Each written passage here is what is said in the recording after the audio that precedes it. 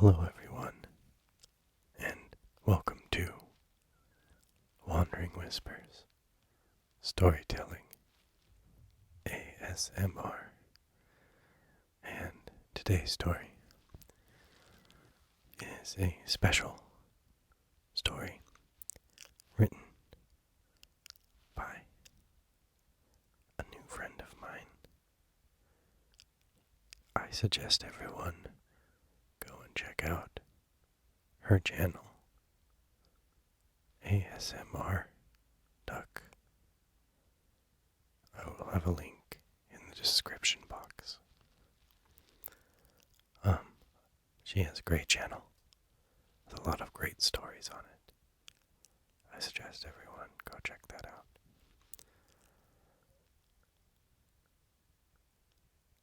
The story she was kind enough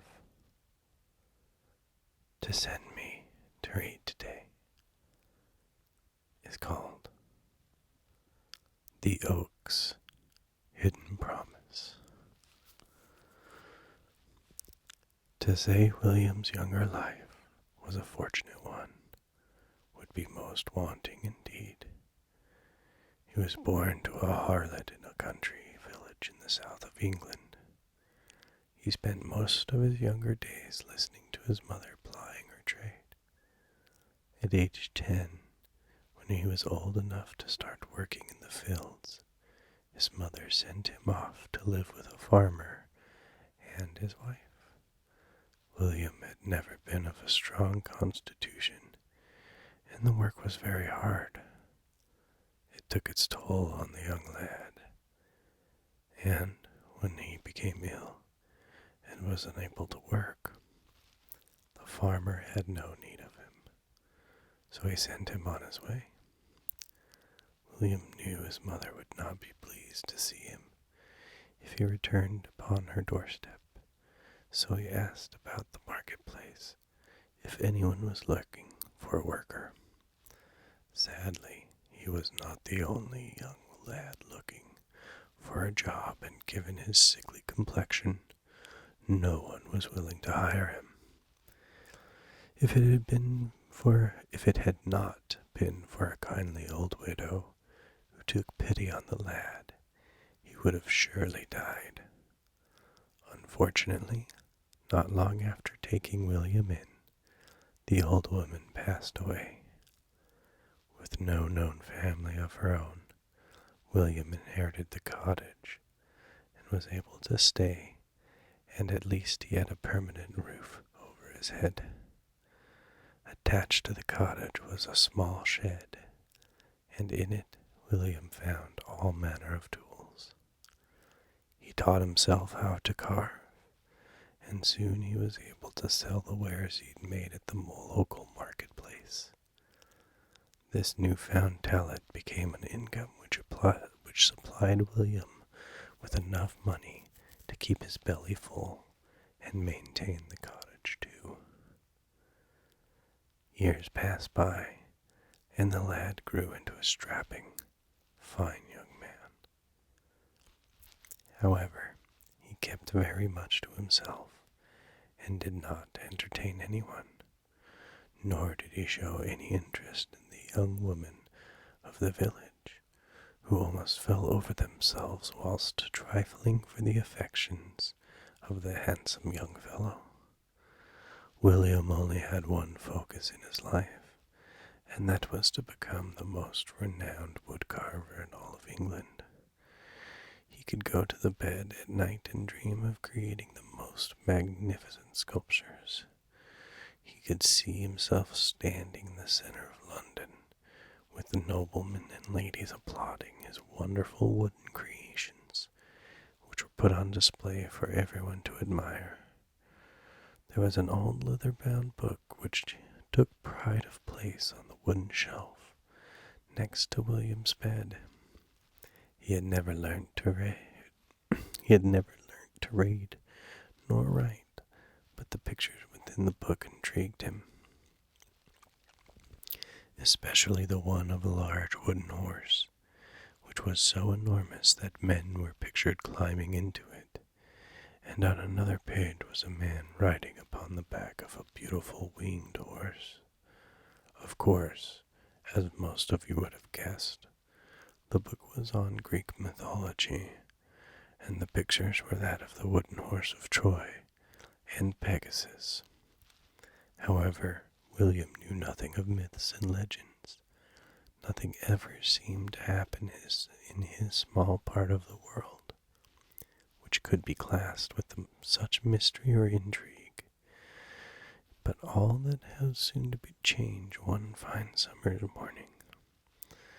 William had decided that he would take his axe and walk through the woodland near his cottage. He was searching for just the right-sized oak tree to chop down for a special piece of artwork he had wished to create. However, when he found a particularly fine oak and cast the first blow of the axe into the tree trunk, the axe swung back violently, as if the tree were made of rubber. The young man shook his head in surprise, and he tried once more to lay a blow into the hard wooden trunk. Yet again the axe bounced back with not one mark being made upon the tree trunk. William ran his fingers across the edge of the blade to check the axe was not blunt. Drops of blood appeared on his fingertips from the cuts the sharp edge of the blade had created. He could not understand why he was having such a problem with this particular oak tree.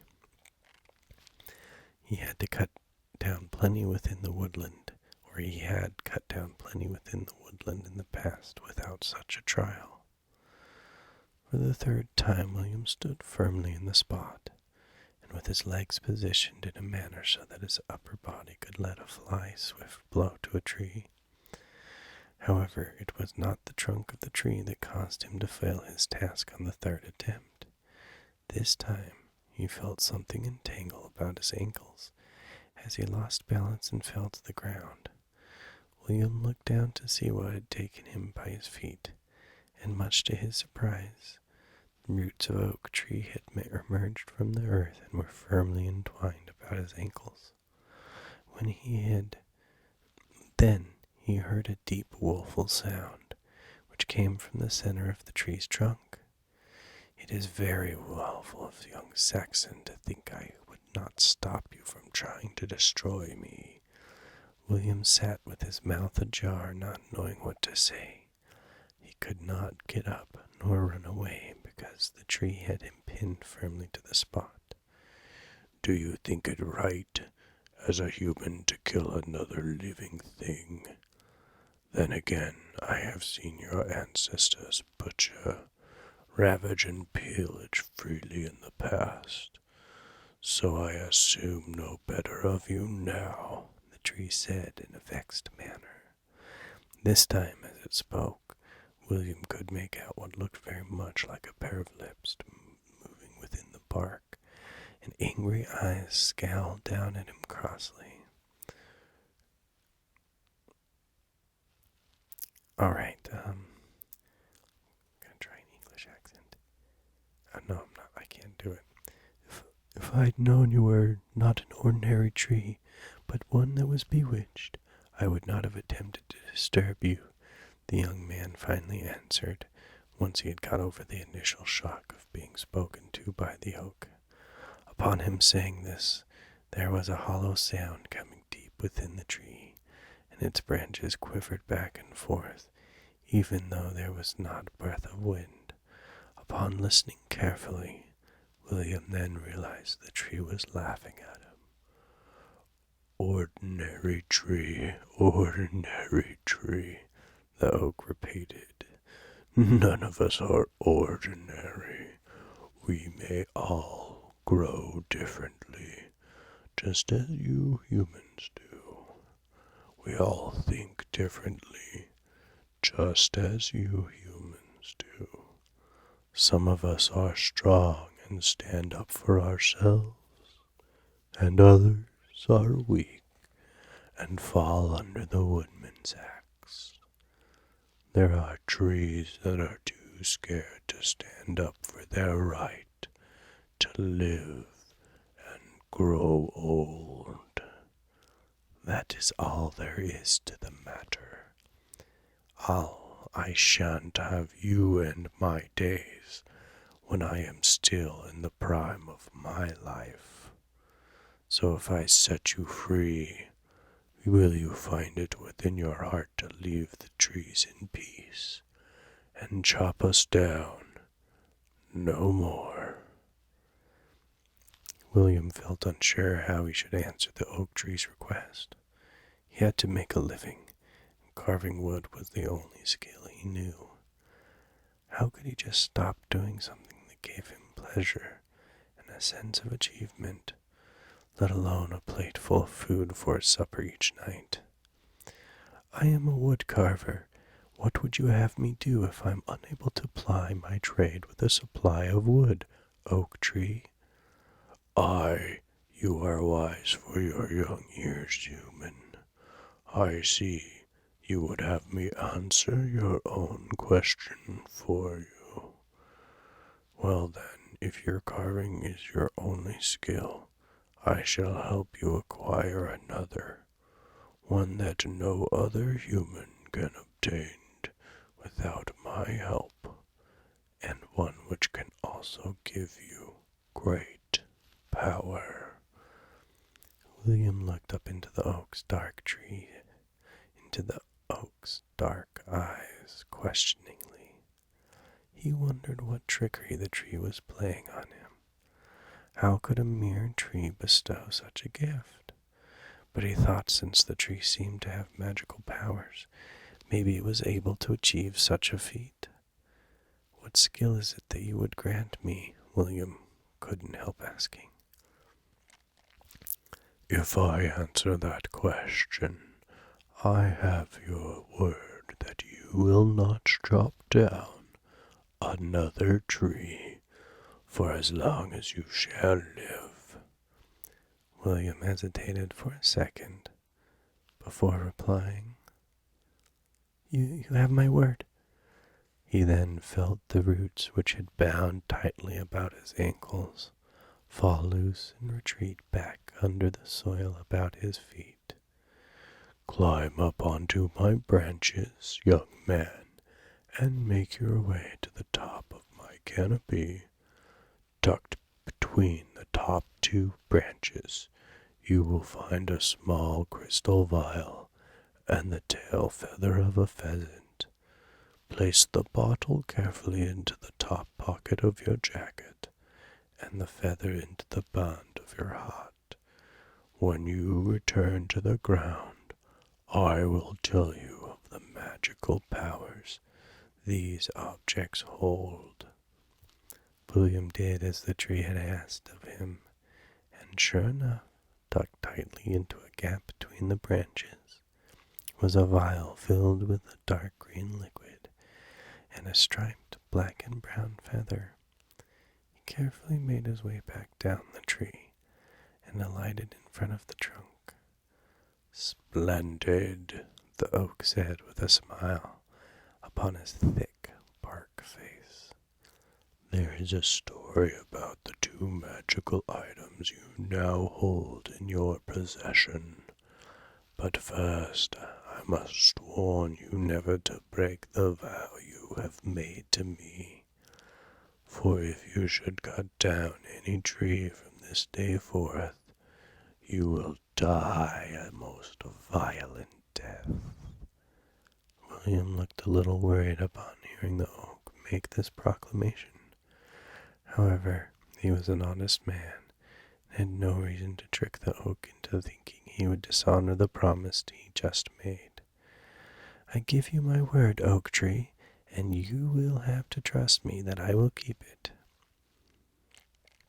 "Very well, my good fellow," the tree answered softly with a sigh. "The story of your magical gift goes back to when I was much younger in years, and only half the stately height that I am today. There was a young druid who came to sit under the shade of my canopy on a hot summer's day. He had been traveling for hours to escape those who were plotting to kill him. You see, he had the powers that frightened the noblemen, and they decided that his death would be the only way they could take charge of the growing throngs of peasant folk who would assemble around the druid in the town square of each place he visited. There was also another reason they sought him, which seemed to have slipped my mind. But never mind, I don't think it was important. The oak tree stopped speaking for a moment to shake free an annoying crow who had landed on one of his branches and was squawking loudly. "Begone with you, crow. Can't you see I'm having a serious conversation with the Saxon peasant?" The crow flew off with a loud flapping of wings, and the tree carried on telling his tale. "The druid intrigued me, and the only way I knew that was troubling him was when I asked. Like you, at first he was surprised that I had spoken to him. He had told me that the vial and feather he carried were items he had obtained from an old warlock who was close to death. The old man sort a young druid to do only good with the items which he could no longer protect. He did not wish them to get into the hands of those who could use them for evil. Hence he cast a spell over them so that whomever held the magical gifts would have to keep a promise to the person who owned them before. If the promise was ever broken, the owner of the gifts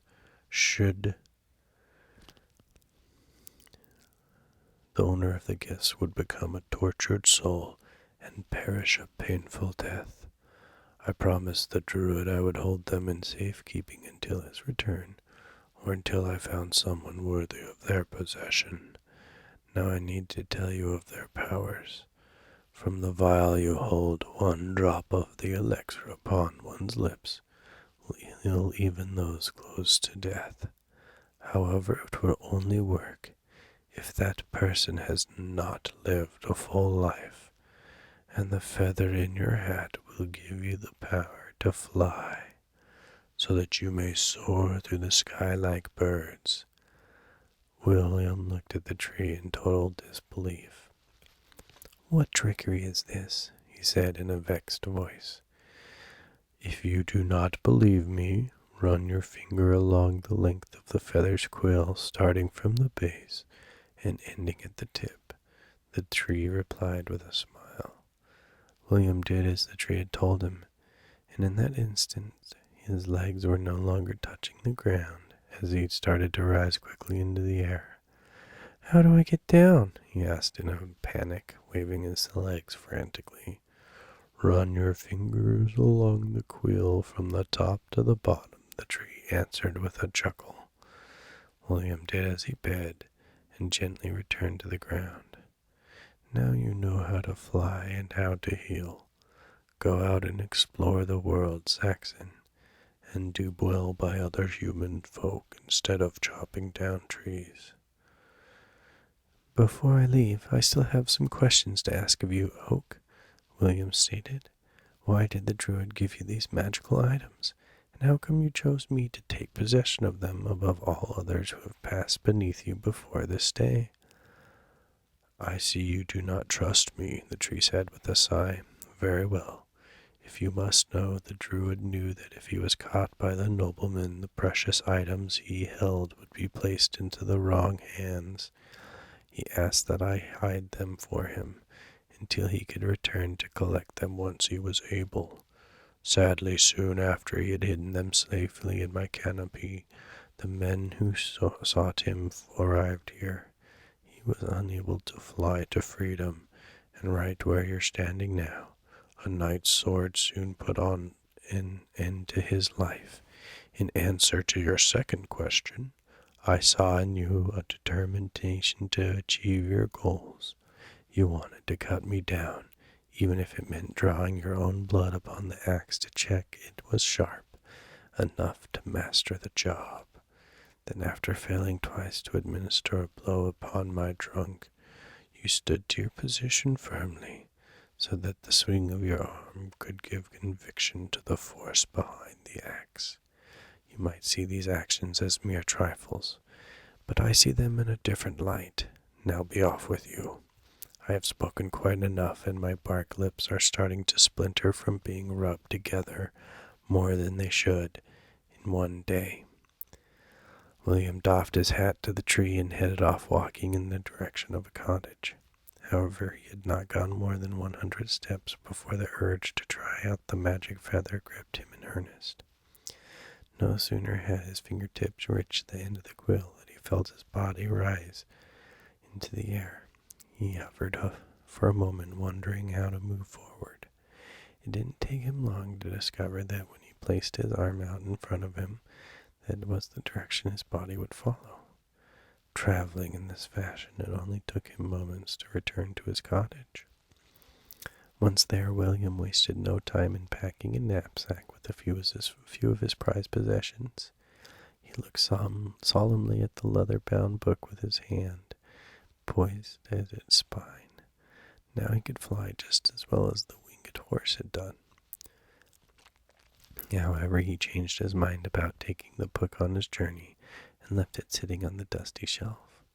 What was the point of him taking it now, when he could no longer obtain the wood to carve a great statue?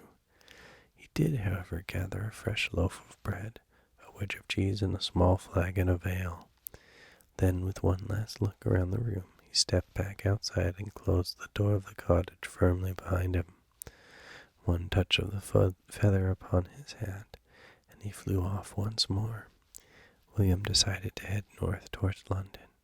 He had heard some of the villagers talking about the plague that had taken hold of the city. He wanted to see if the small vial he had in his possession did indeed cure the sick. To stay undetected from the villagers below, William flew in the cover of the clouds. It didn't take him long to achieve both control over altitude and speed, and he was soon nearing the outskirts of London. He swooped downwards near a group of trees so that he could find a safe place to land unnoticed. Sadly, William didn't see the young lady riding upon her horse under the canopy below him. The same couldn't be said for Herstead, because the sudden sight of a man flying above his head spooked the animal. He reared up, tossing his rider to the ground, before galloping off down the road. As William hurried towards her on the grass, she looked to be very well dressed, as if she was the daughter of a nobleman. There was a gash upon the side of her head, where she had struck the ground with force, and she did not reply to him when he spoke to her. William took the small crystal vial from his coat pocket and looked intently at the green elixir within it. He still had his doubts as to whether there was any truth to that potion held the power to heal, but he thought that now would be as good a time as to try using it, especially as no one was able to witness his actions. He took the stopper from the top of the bottle and gently tilted over the mouth of the young lady. One single drop of green liquid fell from the rim and landed upon her soft red lips. No sooner had this happened than she opened her eyes and looked up at him. Then, in that same instant, the wound upon her head sealed, as if it had never been there in the first place. She hastily got to her feet, quite taken aback with the sight of the young peasant man leaning over her. "Who are you, and why are you upon me? I have no money for you to steal," she said hastily, as she stepped backwards away from him. "Please, my lady, do not be alarmed. You fell from your horse, and I have come to your assistance," William replied calmly. She looked around, and sure enough, there was no sign of her mount. "I do not understand what could have caused Caspian to rear up as he did. He was a gentle nature normally." "I saw a hare darting away from the trees before I found you," William lied. He did not want to tell the lady the reason her horse spooked, nor did he think she would believe him if he had divulged his magical secret. Well, thank you for your concern, peasant, but you can see I'm quite well and have no further need of you, the young lady stated in a forthright manner. She turned around and started to walk off quickly down the road. However, she didn't get very far before suddenly becoming dizzy, and she knelt forward upon the ground, holding her head in her hands. William hasted towards her, wondering whether the potion only had a short life, although upon seeing her, it appeared that by all accounts she had only been weakened a little by her bad experience. My lady, would you allow me to escort you home? I assure you there is no malice in my offer, nor do I speak the payment of my service. The young woman eyed him warily, however. In her current state of well-being, she had no other option left open to her, so she begrudgingly agreed. William took her up into his arm and carried her in the direction she told him that she lived. The stately home and grounds of the young lady were grander than anything William could imagine. He carefully placed her upon her feet at the entrance doors to the manor, and he turned to leave. However, no sooner had he done this than the floors threw open, and the girl's father was standing there looking at them both. "Young man, stand where you are," the earl demanded in a loud voice. Once William did as he asked him, the earl turned to face his daughter. "Christiana, I became most alarmed when Caspian returned to the stables without you. I have the servants out looking for you. Then I spy from the window this peasant carrying you here. What has occurred for this to be so?" The earl's daughter quickly explained what had happened while her father gazed over at William intently. I see, so I owe you a service for returning my daughter safely home, peasant, the earl commented once everything had been explained to him. "No, my lord," William replied. "I said upon assisting your daughter that I seek no payment, and as I'm a man of honor, that shall remain my pledge. Then at least stay and dine with us this evening as our guest, for I am a man of honor also, and I will not see you leave the grounds of my house without showing you gratitude for returning my daughter safely home." William could not believe what he was hearing. Never would he have considered a nobleman to invite him to dine at his table.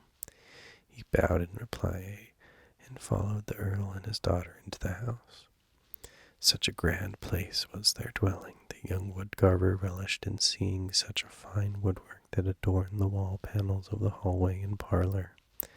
Lavish fabrics were upon the furnishings, and the richly colored drapes. Such extravagance was indeed a far cry from the widow's cottage. At 6 o'clock the evening meal arrived at the dinner table, served in highly polished silver dishes. William had never seen so much fine food before, nor had he such a variety to choose from. Once the meal was over, he thanked his hosts warmly and bid them farewell, and he was out of sight of the manor grounds. William took to the skies once more and headed for the clouds of smoke coming from the vast array of chimney pots in the city of London. No sooner had he landed quietly in a back alley when a young peasant came upon his first victim of the plague. A man was carrying the limp body of a young child from a doorway. He was dressed in a long, dark oilcloth robe, and was wearing a strange bird-like mask with metal-rimmed glasses, which he spied William from with a cold expression. "Stand aside, my good fellow, lest ye wish to join this lass in the afterlife," the man stated in a muffled, deep voice from beneath the mask. "Is that the plague that took her, sir?" William couldn't help asking. "Ye are not from around these parts, are ye? It is indeed the plague that took this child. I assume ye have not come across the likes of a plague doctor before. Now begone from here before ye become my next patient. But you see, sir, that is why I am here. I want to assist you with the victims of the plague, William insisted, standing his ground in front of the other man. Ye are either very foolish or very brave, young man, but if ye mean what you say, then I am more than willing to take on an apprentice. Follow me at a distance while I dispose of this body, then accompany me to my house, and I'll have ye fitted in the appropriate garment. I might add, though, it will only offer ye limited protection. You do understand the risk you're taking such work. What is your name, young fellow? William couldn't believe his luck. Now he would have a mask to hide his identity while he healed the sick. Good fortune seemed to smile upon him with his new magical gifts. It is William, sir.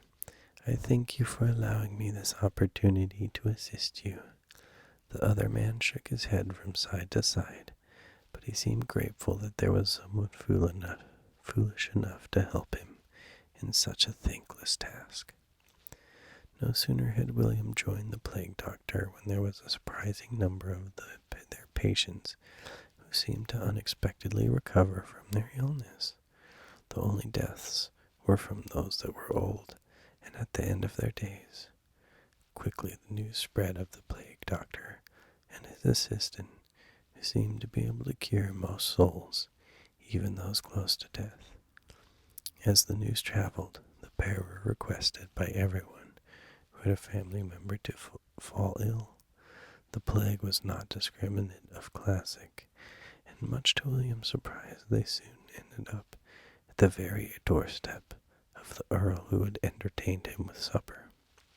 It appeared that his daughter had developed the symptoms of the plague. The Earl was more than willing to depart with a payment of gold to have the plague doctor everyone had been talking about treat his beloved daughter. Christiana could not tell it was William behind the mask, as he stood watching on while the doctor examined her. I will go downstairs and inform the Earl that his daughter does indeed have the plague, and have him make the appropriate measures to isolate her from the rest of the family and servants. You start to cool her fever, whilst I am away, the doctor informed William. As soon as he had left the room, William quickly took the vial from his pocket. I need to place a drop of medicine upon your lips, my lady, he said quietly to Christiana. She looked up at his masked face, weakly, as the liquid dripped from the rim of the crystal vial. However, William was not prepared for what was to happen next. No sooner had the drop of liquid touched her lips when she began to cry out in agony. First her lips, then her face appeared to be on fire. Suddenly, in a flash, her whole body was consumed in flames, till there was nothing but ash left upon the bedsheets. William looked on in horror. He could not understand what had gone so terribly wrong. Then he had suddenly realized maybe the potion could only work once on the same person. He had to make his escape before anyone returned to the room. William hurried to the window and threw up the sash. As he climbed through it, he could hear people entering the bedroom behind him. He quickly ran his finger along the quill of the pheasant feather and flew off as fast as he could. While he soared through the sky, William became very angry. He could not believe the oak tree had not told him of what would happen should he administer the elixir twice to the same person. He felt most aggrieved at the loss of the Earl's daughter, and if he could revenge her death, he most certainly would do so.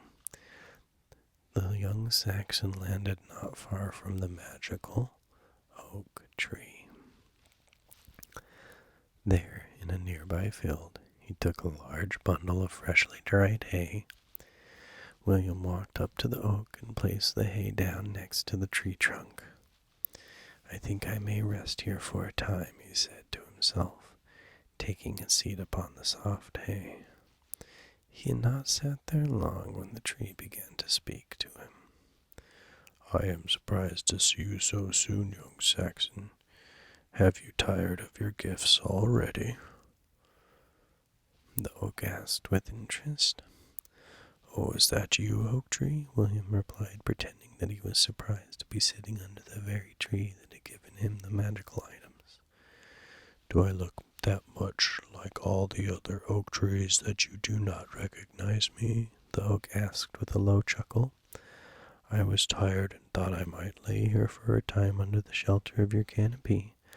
But as you are the tree that bestowed the gifts upon me, I'd like you to cast back in your mind about the information the druid relayed to you about the potion. Do you happen to tell you what may happen should it be given to the same person twice? William stood up from his position so that he was now facing the tree. Why, now that you mention it, he did say something with regards to that happening to him earlier the day he came upon me. In fact, if my memory serves me right, there was a reason he was being pursued. He'd given the potion to a nobleman's son on 2 separate occasions. However, the druid told me the second dose had a deadly effect, and the boy had departed the world in a fiery blaze. And you did not think to tell me this important information when you had me take charge of the potion? William asked indignantly. I told you when you took possession of your gifts there was something that had slipped my mind. You cannot expect me to remember every fine detail of my meeting with the druid, as it had happened many years ago. I get so forgetful at times that I'm sure part of my trunk is full of sawdust. William slowly pulled the vial from his pocket. I have decided that I wish return of the potion to you, tree, for it has done well yet again. You can't leave the vial here, young fellow. I do not want the responsibility of finding another person to take it. You have to find someone worthy of its possession yourself. I do think so, Oak Tree. It is to be destroyed along with you, William replied hastily. The tree laughed deep within his trunk. You seem to forget the promise you made me, young Saxon. If you try to chop me down, you will die a painful death. That is, of course, if I don't struggle you with my roots first. Quick as a flash, William placed his finger along the quill of the feather, and as he rose into the air, he pulled the stopper from the vial and threw it into the pile of hay. A large fire soon took hold of the dry grass and the tree. As the oak started to burn, the young man shouted at him, You are a fool, tree, because you only said that I was not to chop down another tree for as long as I shall live. But you said nothing about burning a tree. Because of your trickery, you shall die as the young earl's daughter has done. I do not believe that you merely forgot to tell me such vital information. William stood back as the tree glowed fiery red before vanishing into a pile of ash. Then, as he made to leave, William spied something shining brightly in the place the tree had stood. He flew down and carefully picked out between the ashes. It was a crystal heart. As he looked closely at it, he could see faces staring back at him. Most of them he didn't recognize, but one face. One face he did. It was the face of Christiana, smiling up at him. And then, suddenly, all the faces vanished. Did he dare believe he had broken an evil spell? As much as he feared to do so, William flew as fast as he could back to the Earl's manor. And as he looked through the bedroom window, he spied Christiana sleeping peacefully in her bed, with not a sign of sickness. She seemed blissfully unaware as to what had happened to her. William turned and flew away, smiling happily. as he left the manor behind him, he thought to himself, it was time to take a wife who could bear many sons. Yes, sons, with good strong arms for felling trees. The end.